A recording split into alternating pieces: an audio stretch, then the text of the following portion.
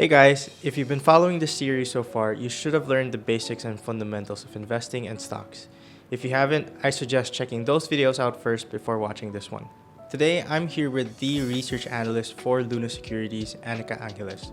So she's in charge of market research as well as creating reports which Luna and his clients use. Now, in these next couple episodes, she'll be going over how we can build our own portfolios and choose the right stocks for us using Luna's research and analytics. So, Annika, take it away. Thanks, Nick. Hi guys, I'm Annika Angeles, the Research Officer and Market Strategist here at Luna Securities, and I will be taking over for the next 2 episodes where we will be covering the more technical parts of investing, and I will give you a clearer idea of the numbers we use here at Luna and how we use these numbers in our tools and reports.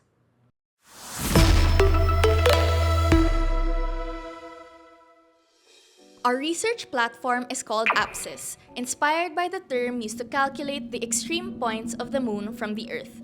Just as the moon has its closest and farthest point, we use APSIS to calculate the highs and lows of stocks to guide our clients towards better investment decisions. At APSIS Core, we analyze a stock's fundamental valuations: price-to-earnings ratio, price-to-book ratio, and price-to-dividends ratio. These 3 valuations are what we consider the essential metrics for determining whether the market is undervaluing, overvaluing, or fairly valuing a stock. Think of these valuations as the suggested retail price or SRP of a stock. Now, why are these ratios so important? As the minority shareholders, stock price is our commodity.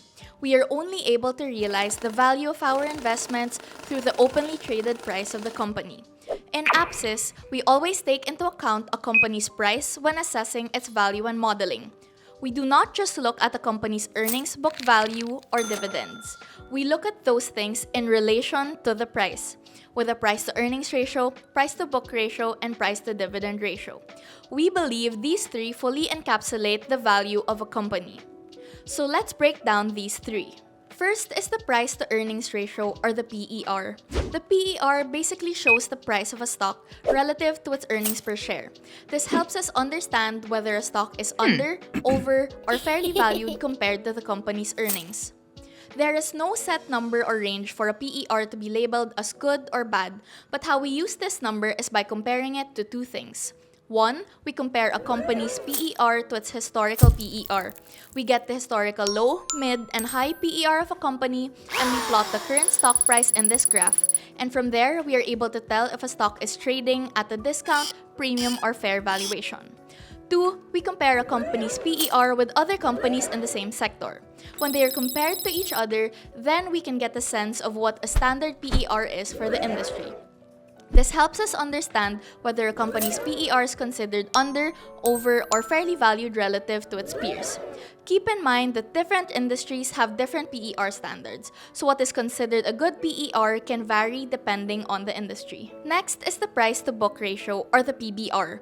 It is a valuation metric that compares a company's market price to its book value, where book value is total assets minus total liabilities, or what a company is worth. Similar to the PER, this is also a metric that tells us whether a company's stock is undervalued or overvalued, but based on its book value, which is a little more stable as opposed to earnings, which is more volatile. Again, we compare the PBR with its historical valuation, and we also compare it to different companies in the same industry. It's important to compare same industry stocks because the PBR is more relevant for companies that are asset-heavy. For example, manufacturing companies, since intangible asset-heavy companies, like technology companies, aren't fully captured by this metric. Lastly, the PDR, or the price-to-dividend ratio, compares a company's stock price to its annual dividend per share. This metric is more useful for investors that are more income-focused and prioritize stocks with strong and consistent dividend payouts. These kinds of investors will be more attracted to companies with lower PDRs because that means that you are paying less for a stock that gives consistent dividends.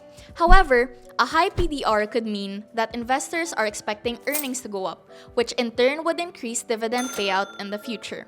So again, we compare PDR historically and against its peers to identify which companies attract you as an investor. It is important to note that these metrics we use serve as guides. We still support them with a lot of macroeconomic and market research to be able to back up our findings on whether to buy a stock because we deem it undervalued or sell a stock because it is overvalued. Now, get ready for the next episode. We'll be diving deeper as I show you how to apply the PER, PBR, and PDR concepts in real scenarios. Plus, I'll introduce you to our 4 powerful APSIS tools to help you make smarter, more confident investment decisions. Don't miss it!